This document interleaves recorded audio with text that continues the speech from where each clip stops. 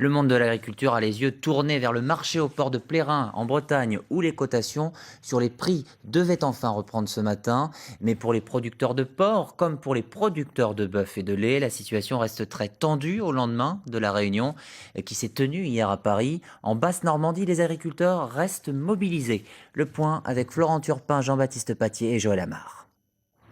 À Avranches ce matin, ce sont cette fois les éleveurs du Sud-Manche qui sont mobilisés. Toute la journée, ils prévoient de se rendre dans des supermarchés afin de vérifier les prix, mais surtout l'origine des produits des grandes enseignes. L'État doit être responsable aujourd'hui de ces faits déjà. Il s'est engagé à hauteur de 65 milliards pour la Grèce. Aujourd'hui, ils pourront mettre au moins 1 milliard pour l'agriculture. En Basse-Normandie, comme partout dans l'ouest de la France, la situation reste très tendue au lendemain de la table ronde qui s'est tenue hier au ministère de l'Agriculture. Ce matin, les cotations ont enfin repris sur le marché du porc en Bretagne, mais en l'absence des deux principaux industriels du secteur, Bigard et Copperle. Les producteurs restent sur le qui-vive et envisagent déjà d'autres actions.